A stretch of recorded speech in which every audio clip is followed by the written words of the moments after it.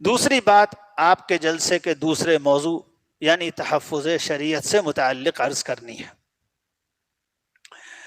آج کل آپ لوگوں کے علم میں ہے کہ حکومت کی طرف سے یونیفارم سول کوڈ کو نافذ کرنے کی کوشش ہو رہی ہے، اور مسلمان چاہتے ہیں کہ اس ملک میں یہاں کے کانسٹیٹیوشن میں ان کے پرسنل لا اور شریعت کے حکموں، خاندانی زندگی سے متعلق شریعت کے حکموں کو جو عدالت میں تحفظ حاصل ہے کہ عدالتیں مسلم پرسنل لا کے مطابق فیصلہ کریں گی، مسلمان اس کو باقی رکھنا چاہتے ہیں۔ یہ کانسٹیٹیوشن میں ہمیں حق دیا گیا ہے۔ اس وقت جو صورتحال ہے اس میں بس یہ ہے، کوئی شریعت پر ایسا حملہ نہیں ہے، صرف یہ ہے کہ اگر ہمارا آپس میں اختلاف ہو اور مقدمہ عدالت میں جائے گا تو عدالت، ابھی کی صورتحال یہ ہے کہ عدالت کو مسلم پرسنل لا اور اسلامی شریعت کے مطابق فیصلہ کرنا ہوتا ہے، اور اگر یونیفارم سول کوڈ نافذ ہو جائے گا تو عدالتیں یہ فیصلہ نہیں کریں گی، عدالتیں اپنی مرضی سے فیصلہ کریں گی۔ لیکن اس کا بالکل یہ مطلب نہیں ہے، کوئی گھبرانے کی ضرورت نہیں ہے، یو سی سی یا یونیفارم سول کوڈ کا یہ بالکل مطلب نہیں ہے کہ ہمیں اپنے گھروں میں شریعت پر عمل کرنے سے کوئی روکنے آنے والا ہے۔ مجھے جو بات عرض کرنی ہے وہ یہ کہ میرے بھائیوں، شریعت کی حفاظت ہمارا کام ہے، حکومت کا کام نہیں ہے۔ ہم حکومت سے تو مطالبہ کرتے ہیں کہ شریعت کی حفاظت کیجیے، ہمارے گھروں میں کتنی شریعت ہے؟ حکم تو ہمیں دیا گیا ہے شریعت کی حفاظت کرنے کا، اللہ نے حکم دیا ان اقیموا الدین ولا تتفرقوا فیہ، پورے دین پر سیدھے سیدھے چلو، شریعت پر عمل کرو، اللہ کے حکم پر عمل کرو۔ وہ شخص سچا مومن نہیں، قرآن کہتا ہے وہ شخص سچا مومن نہیں ہو سکتا جس کو اس کے کسی جھگڑے کے معاملے میں، چاہے وہ اس کے کاروبار کے متعلق ہو، چاہے وہ اس کی شادی بیاہ اور طلاق سے متعلق ہو، چاہے اس کی میراث سے متعلق ہو، کسی مسئلے میں اگر اس کو اللہ اور اس کے رسول کا فیصلہ پہنچایا جائے اور بتایا جائے کہ تمہاری میراث شریعت کے مطابق اس طرح تقسیم ہونی چاہیے، تمہاری شوہر اور بیوی کے اس جھگڑے کو شریعت کے مطابق اس طرح حل ہونا چاہیے، اگر کوئی شریعت کے حکم کو قبول نہیں کرتا تو قرآن مجید کہتا ہے وہ سچا ایمان والا نہیں ہے۔ وَمَا كَانَ لِمُؤْمِنٍ وَلَا مُؤْمِنَةٍ إِذَا قَضَى اللَّهُ وَرَسُولُهُ أَمْرًا أَن يَكُونَ لَهُمُ الْخِيَرَةُ مِنْ أَمْرِهِمْ، کسی مومن اور کسی ایمان والی عورت کے لیے یہ بات ممکن ہی نہیں ہے کہ جب اللہ اور اس کے رسول کی شریعت کا کوئی فیصلہ آ جائے تو ان کا اپنا اختیار چلے اور وہ کہیں ہم یہ بات نہیں مانیں گے، ہم یہ بات مانیں گے۔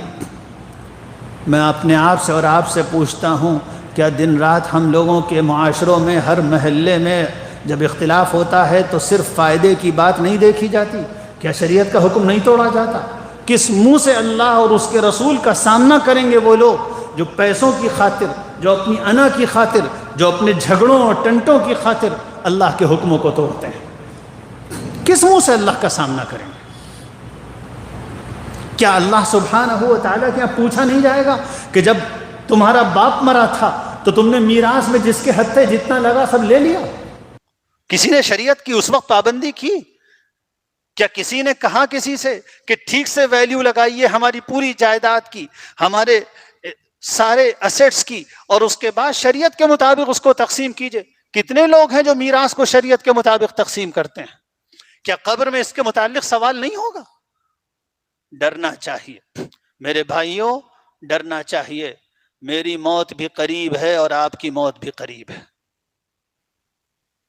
کیا کہوں،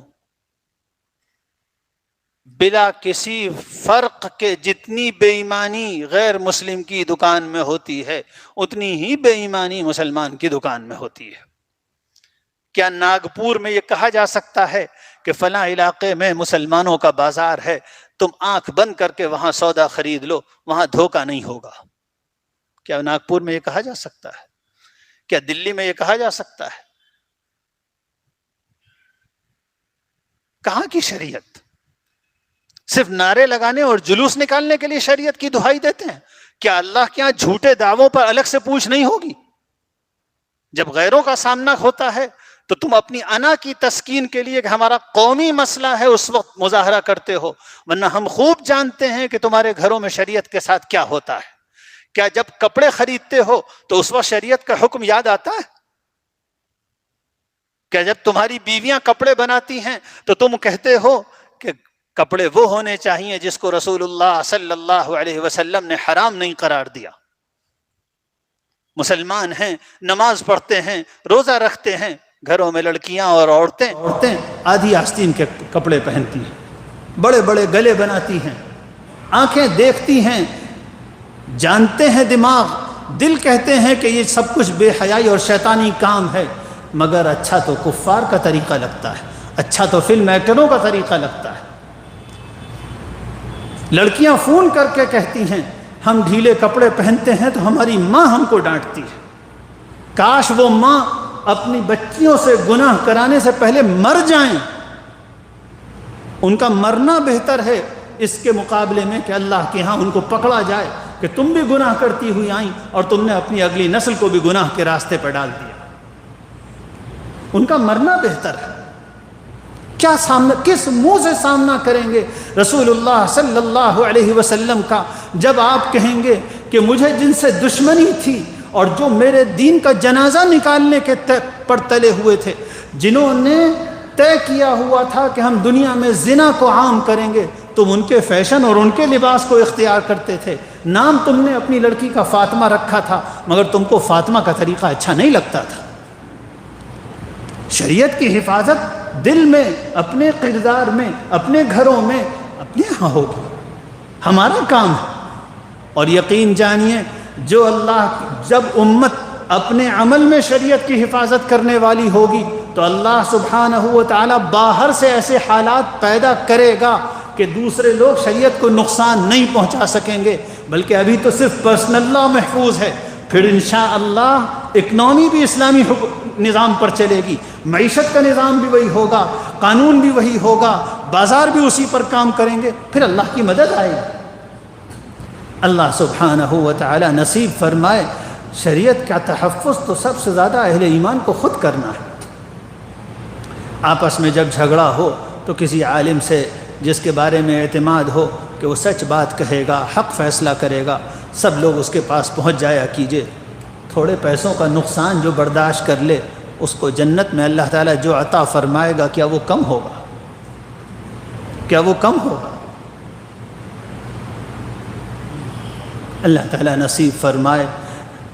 شریعت کی اتباع ہزار کامیابیوں کی بنیاد ہے۔ لوگ عمرہ کا آسانی سے کر لیتے ہیں، نفلی روزے آسانی سے رکھ لیتے ہیں، لیکن حرام سے نہیں بچتے۔ پیسے آئے، اللہ تعالیٰ نے توفیق دی، نفل عمرہ کرنے کو چلے گئے، بہت ثواب کی بات ہے، لیکن میں صاف کہتا ہوں اور بالکل حقیقت بیان کرتا ہوں، شریعت کے حکم پر چلنا نفلی عمرے سے کہیں بڑا ثواب کا کام ہے۔ شادی بیاہ اسلامی طریقے سے ہو، طلاق کا مسئلہ آئے تو شریعت کے حکم کے سامنے سر جھکا دیا جائے، میراث کی تقسیم ہو تو شریعت کے مطابق تقسیم ہو، کاروبار شریعت کے مطابق کیا جائے۔